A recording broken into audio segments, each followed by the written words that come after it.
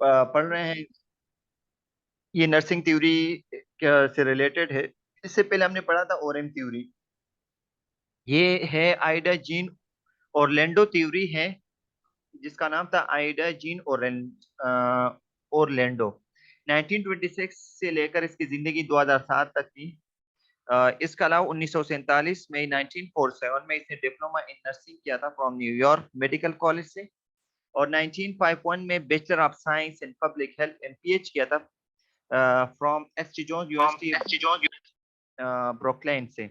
1954 master of arts and mental health consultation and Columbia University. 1954 में master in arts mental health में किया था as a consultation में Columbia University से। लेकिन पाकिस्तान में ये मजे की बात ये है कि 1954 में master of arts and mental health consultation होती थी, लेकिन पाकिस्तान में अभी नहीं, हम इतने बैकवर्ड लोग हैं, तो हमें इस पे काम करना होगा। During her study clinical position, जिसने अपनी स्टडी आइडा जीन यानी ओरलैंडो ने वहां पर क्लिनिकल पोजीशन दी थी, यानी मेडिकल, सर्जिकल, ऑब्स्टेट्रियो, गायनी और ईआर में काम किया था। इसके अलावा overview of Orlando nursing process theory, इसका ओवरव्यू अगर हम पढ़ते हैं कि इसके क्या खासियत है, कि the theory stresses the reciprocal relationship between the patient and nurses. इसका काम क्या था, इस थ्योरी का ज्यादातर काम जो है पेशेंट और नर्सेस के रिलेशनशिप के बारे में था। सही है, जो ताल्लुक बनती है ना नर्स पेशेंट का, उसके बारे में था। What the nurse and patient से and do during their interaction affects both of them, कि नर्स और पेशेंट क्या कहते हैं, और इस इन दोनों के आपस में जो इंटरेक्शन बनती है, जो ताल्लुक बनती है ड्यू टू द नर्स और पेशेंट की, वो एक दूसरे पे क्या असरात करती हैं। The function of the professional nurse has to address and fulfil the presenting and urgent needs of the patient. इसका फंक्शन क्या था, इसका फंक्शन जो था, the function of the professional nurse, Orlando ये कहती है कि वो बोल रही है कि the function of the professional nurse is to address and fulfil the presenting and urgent needs of the patient. ये बोले कि प्रोफेशनल नर्स का काम ही यही है कि वो क्या करें, जो भी पेशेंट के प्रेजेंटिंग और अर्जेंट नीड पेशेंट के, वो फुलफिल करने की कोशिश करें। The theory emphasise on improvement in the patient behaviour. इस थ्योरी का ज्यादातर जोर क्या था, पेशेंट बिहेवियर को इम्प्रूव करने की कोशिश थी। तो पेशेंट की बिहेवियर तभी इम्प्रूव कर सकते हैं जब हम पेशेंट को अच्छी तरह डील कर सकते हैं, पेशेंट को हम रिस्पेक्टिव वे में डील करेंगे, तो दिस इज व्हाट, ये हमारे पास क्या है, this is a professional way है, इन प्रोफेशनल वे नहीं है। अगर पेशेंट को हम अच्छी तरह डील नहीं, फॉर एग्जाम्पल पेशेंट कहता है या कहती है कि मुझे दर्द हो रहा है, और हम इसको टाइमली मेडिकेशन नहीं देंगे, हम बोलते हैं कि दिमाग खराब नहीं, उस तरह की जवाब देंगे, तो पेशेंट का बिहेवियर क्या होगा, खराब होगा। तो क्या है, हम्म, तो फिर क्या होगा, this will bad effect on the patient, on the patient पे वो बैड इफेक्ट हो सकता है। तो ये कह रहे हैं कि ओरलैंडो ने ज्यादातर काम एम्फेसाइज किस पे किया, improvement in the patient behaviour पे, कि पेशेंट नर्स जो है जो ताल्लुक बनाए, जो इंटरेक्शन करें अच्छे से और रेस्पेक्टेड वे में बनाए। Major concept of definition meta pyramid, ये हर थ्योरी में आपको मिलेंगे। जो फोर मेटा पिरामिड्स है, यानी पर्सन, इन्वायरमेंट, हेल्थ और नर्सिंग। पर्सन क्या है, patient with unmet needs. Patient with unmet needs जो है, पेशेंट विद अनमेट नीड्स का मतलब ये है कि पेशेंट को जो जरूरियात पूरी नहीं होती उसको पूरी करने की कोशिश करे। इन्वायरमेंट क्या, it is not defined as it occurs in any place where there is nurse patient contact. एक इन्वायरमेंट है जहां पर पेशेंट और नर्स और पेशेंट का कांटेक्ट होता है, जैसे हॉस्पिटल भी हो सकता है, होम हेल्थ केयर भी हो सकते हैं। हेल्थ क्या है, फीलिंग और emotion of psycho physiological state for having from having fulfil needs contribute to health. Health क्या है कि वो फिजियोलॉजिकल स्टेट होती है जिसमें हम क्या करते हैं, हेल्थ स्टेटस को फुल करने के लिए, फुलफिल करने की जो जरूरियात जिंदगी होते हैं पेशेंट के, वो फुलफिल करने की कोशिश करते हैं, इसको हेल्थ कहते हैं। नर्सिंग क्या है, एक जॉब है या प्रोफेशन है which involve discovering and fulfilling the patient immediate needs for health. Nursing ये है कि पेशेंट की जो इमीडिएट नीड्स होती हैं, उसको हम क्या करें, उसको फुलफिल करने की कोशिश करते हैं। assumptions about theory, अभी आपको डिटेल बता रहे कि what are the assumptions। assumptions क्या है, it is a distinct profession separate from other discipline। ये बोले कि एक distinct profession है, इख्तिलाफ ये नहीं, दूसरे प्रोफेशन से अलग थलग वो है, separate from other discipline, ये दूसरे डिसिप्लिन से अलग थलग प्रॉपर्टी रखती है, खासियत रखती है, क्योंकि एक डॉक्टर प्रोफेशनल अलग है, इंजीनियरिंग डिसिप्लिन अलग काम करती है, लेकिन नर्सिंग बिल्कुल अलग तलब प्रोफेशन है। Professional nursing has a distinct function and product. Professional nursing क्या है? इसका अलग तलग काम होता है, इसका प्रोडक्ट भी अलग है। प्रोडक्ट का मतलब ये है कि जो हम पेशेंट का केयर करना है, पेशेंट पेपर आए तो उसको पेपर चेंज करना, this is the product. Product हमारे पास क्या है? चेंज करना, आउटकम। ये बोले कि ये डिस्टिंक्ट फंक्शन है। There is a difference between lay and professional nursing. ये बोले कि ले और प्रोफेशनल नर्सिंग में बहुत फर्क है। ले का मतलब ले मीन ये कि एम प्रोफेशनल नर्स और प्रोफेशनल नर्स में बहुत फर्क होती है। जैसे आप लोगों को मैंने जो कहानी जो स्टोरी बता दी, प्लीज माइक बंद करे प्लीज, जो भी हो। There is a difference between lay and professional nursing। ये बोले कि there is a lot of difference between what professional nursing और इस नर्सिंग में बहुत ही फर्क है। आशिक साहब प्लीज अपना माइक बंद करें, आपकी बहुत मेहरबानी होगी। Nursing is aligned with medicine. Nursing जो है वो क्या है? मेडिसिन से अलाइन है। अगर ये अलाइन नहीं होता, बैलेंस नहीं होता, तो फिर हम मेडिसिन नहीं करते। नर्स जो है वो मेडिकेशन एडमिनिस्ट्रेशन करता है या नहीं? तो ये बोल रहे हैं कि नर्स जो है इज अलाइन विद मेडिसिन, इसको जिम्मेदारी दी है मेडिसिन की। डॉक्टर तो सिर्फ प्रिस्क्राइब करता है, वो तो एडमिनिस्ट्रेशन नहीं करता है। तो एडमिनिस्ट्रेशन के लिए जिम्मेदार लोग कौन है? एडमिनिस्ट्रेशन के लिए जिम्मेदार लोग जो है हम नर्सेज हैं। सही है। इसके बाद हम पढ़ते हैं नेक्स्ट स्लाइड में। according this is the one the second meta paradigm, which is person, each patient needs for help are different। ये बोले कि हर पेशेंट की नीड्स जो है वो अलग तलग होती है, इसलिए हम इसको हेल्प जो भी देते हैं वो अलग तलग करते हैं। सही है। इसके अलावा each patient communicates differently regarding their needs। और हर एक पेशेंट की कम्युनिकेशन स्किल भी अलग होती है, वर्बल और नॉन वर्बल। बात बड़े गुस्से वाले होते हैं, बात जो है वो कैसे होते हैं? बाज पेशेंट जो है बहुत गुस्से वाले होते हैं और बाज जो है बहुत गुस्से वाले नहीं होते हैं। तो this is what this is, ये बोल रहे हैं कि हमारे पास ईच पेशेंट की जो रिकॉर्ड होती है वो अलग तलग होती है। मजे की बात ये कि आप लोगों का डेट शीट आ गया, सही 5 तारीख से एग्जाम स्टार्ट है। When patients cannot meet their own needs, they become distressed। अगर पेशेंट जो है अपनी नीड्स जो है वो पूरे नहीं कर सकते तो डिस्ट्रेस भी हो सकते हैं। The patient behaviour is meaningful. Patient का बिहेवियर जो है वो क्या है? वो मीनिंगफुल हो सकता है। सही है। इसके अलावा हम क्या पढ़ते हैं? पर्सन हो गया।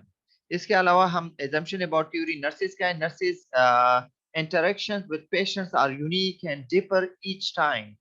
नर्स जो है वो इंटरेक्शन रखती है पेशेंट के साथ, वो यूनिक होती हैं और ये हर वक्त की मुनासिबत से वो ये इंटरेक्शन अलग तलग हो सकती है। Nurse should elevate the patient distress और concern.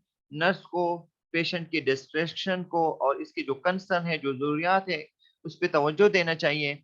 Nurse using automatic response and behaviour prevents the responsibility of nursing from being fulfilled. Nurse जो है वो क्या है? एक ऑटोमेटिक रिस्पॉन्स है या बिहेवियर है जो क्या करते हैं? वो पेशेंट की डिमांड को पूरे करने की कोशिश करते हैं। तो दिस इज व्हाट, इसको पूरा करने की कोशिश करते हैं। The nurse practice is improve through self reflection. Nurse practice जो है इम्प्रूव कर सकते हैं अपनी सेल्फ रिफ्लेक्शन जिसको कहते हैं। एक होता है सेल्फ रिफ्लेक्शन। सेल्फ रिफ्लेक्शन का मतलब ये है कि ये मतलब नहीं कि आपको पेशेंट बुलाए और आप इसका काम करें, बगैर बुलाने के आप उसके वो काम कर सकते हो, वो मदद कर सकते हो। This is what this is the self reflection, इसको हम सेल्फ रिफ्लेक्शन कह सकते हैं।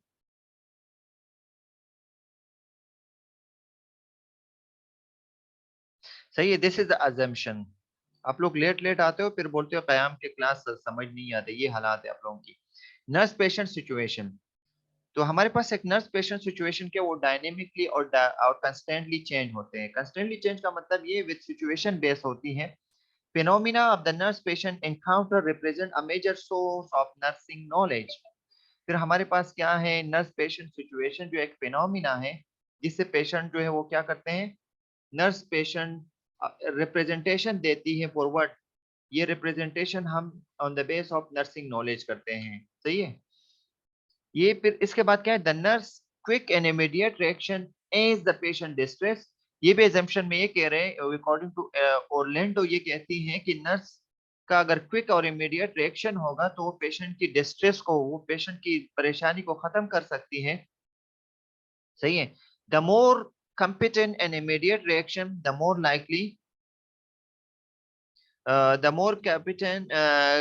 competent and immediate reaction, the more likely to find out the name of distress.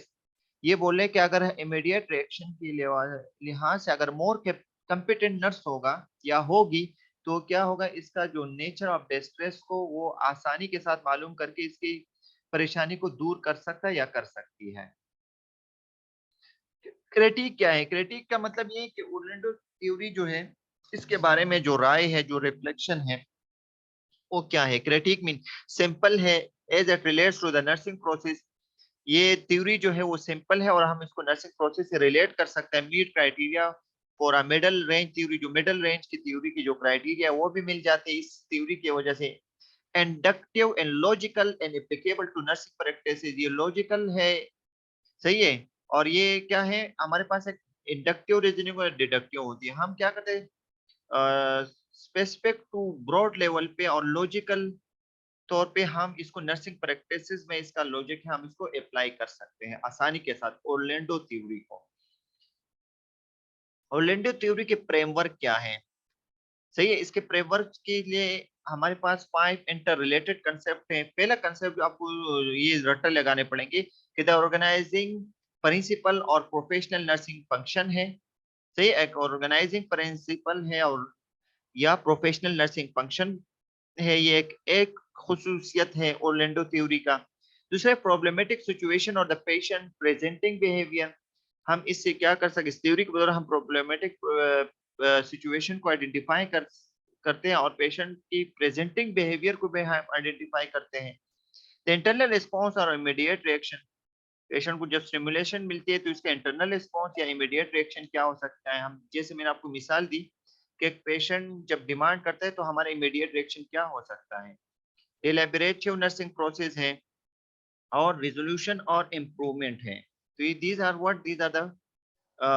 are the framework for the Orlando theory है।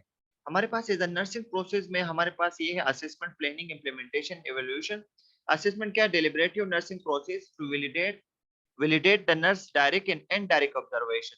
जैसे इसमें assessment में direct indirect में ऑब्जेक्टिव और सब्जेक्टिव डेटा आता है। हम पेशेंट को असेस करते हैं on the base of objective and subjective data. सही है। पेशेंट को डायरिया हो रहा है, इस डायरिया को मैंने आइडेंटिफाई कर दिया, this is the assessment. Drilling में मैं क्या करूंगा, इसको मैं क्या करूंगा, आई फ्लूइड का बता देता हूँ और क्या सॉफ्ट डाइट वगैरह वो उसका प्लान बना। Planning occurs with participation from both the nurse and patient. लेकिन ये प्लानिंग जो है पार्टिसिपेशन ऑफ नर्स और पेशेंट की पार्टिसिपेशन से प्लानिंग बनती है। इम्प्लीमेंटेशन का मतलब जो मैंने प्लान बनाया इसको इम्प्लीमेंट करना, वो direct help and indirect help होकर। सही है, मैंने आई फ्लूइड लगा दिया, दिस इज द इम्प्लीमेंटेशन। सही है, सॉफ्ट डाइट खिला दिया, this is the implementation process. और एवोल्यूशन जो है focus on change in the patient behaviour, जो मैंने इलाज किया इसमें कुछ बेहतरी आ रही है या नहीं। If no change nurse continues the process until improvement. अगर कोई तब्दीली नहीं है तो आप इसकी केयर को बरकरार रखते हो फॉर द इंप्रूवमेंट तक। सही है। ये केस स्टडी है कि Mrs. Parveen is a 52 years old patient and medical surgical ward in UH, and she is asking nurses for some pain medication. The nurse asked her to rate her pain score on scale of 1 to 10, and Miss Parveen says it is 7 out of 10. सही है। हमारे पास 52 years की patient है medical surgical ward में, इसको pen था, उसका जब पूछा गया कि आपको पेन कितना हो रहा है, 7/10। तो this is what data, subjective है ऑब्जेक्टिव डेटा है? भाई ये सब्जेक्टिव ऑब्जेक्टिव है। पेन क्या है, सब्जेक्टिव भी है ऑब्जेक्टिव सर भी, सब्जेक्टिव सिचुएशनल है। सही है। लेकिन अगर पेशेंट आपको मुझे दर्द हो रहा है तो दिस इज सब्जेक्टिव। सही है। लेकिन फिर मैं इससे पूछता हूँ कि आपको कितना पॉइंट 7/10 है, तो ये ऑब्जेक्टिव सब्जेक्टिव डेटा में असेसमेंट में हो गया। असेसमेंट में मेरे प्लानिंग में क्या होगी, what I will do for planning purpose. Planning में क्या करूंगा, प्लानिंग क्या होगा, इसको कंफर्ट पोजीशन पे बेड पे लेटाना, दिस इज प्लान कि मैं ये करूंगा। मेडिकेशन लूंगा या दूंगा या दूंगी, दिस इज प्लानिंग। इम्प्लीमेंटेशन, जब मैंने मेडिसिन दिया, ये इम्प्लीमेंटेशन। एवोल्यूशन जो है, अगर दर्द सही हुआ तो फिर सही है, स्टॉप द मेडिकेशन। दर्द सही नहीं हुआ, you will continue till the improvement. सही है, इस तरह है। तो इसमें ये लिखा गया है कि the nurse inquires if anything else is annoying her besides the pain। Nurse ये भी इंक्वायर करता है कि किसी चीज की वजह से पेन हो रहा है। Miss Parveen started crying saying she is worried about her children at home, कि वो अपने बच्चों के बारे में परेशान है। बच्चों के लिए nurse suggest calling them and talking to them. Nurse ये सजेस्ट करता है या करती है कि अपने बच्चों के साथ बात करो तो आपका ये परेशानी दूर हो जाएगी। After which she did not ask for pain medication or receive it। और इसके बाद इसको कोई पेन मेडिकेशन की नीड नहीं पड़ी, क्योंकि वो परेशान थे अपने बच्चों के बारे में। कभी कभी सिचुएशनल बेस होती है। रिफ्लेक्शन क्या है, आगे केस स्टडी हो गई। इसका रिफ्लेक्शन कि the nurse enquires about the patient problem. सबसे पहले ये इंक्वायर करता है कि पेशेंट को ये दर्द क्यों हो रहा है। सही है। She identifies immediate perception thoughts and feeling. वो आइडेंटिफाई करते हैं अपने परसेप्शन को, अपनी थॉट्स के, और फीलिंग करते हैं कि इसको क्यों दर्द हो रहा है। The nurse share with the patient and confirm the problem. Nurse जो है इसके बारे में जो आइडेंटिफाई द कॉजेटिव फैक्टर, उसको आइडेंटिफाई करता है, उसको बता देता है कि आपको ये वजह हो सकती है। Together with patient they make the plan. Patient को बताते हैं कि आप प्लान ये बता देते हैं, जैसे उसको बताया कि आप कॉल करो, दिस इज द प्लान, और फिर इसे कॉल किया, उसका दर्द सही हुआ। The nurse help the patient in implementation. The evolution is if need for help is needs। पर कंक्लूजन क्या हुआ? Orlando theory is one of the most effective practical theory है and stress the reciprocal relationship between the patient and nurse। और वो क्या करता है कि वो पेशेंट और नर्स की रिलेशनशिप पे वो स्ट्रेस करती थी, मीन जोर देती थी कि ये अगर इंटरेक्शन अच्छा होगा या अच्छा होगा तो फिर क्या होगा, पेशेंट जो है अपनी हिस्ट्री सही बताएगा।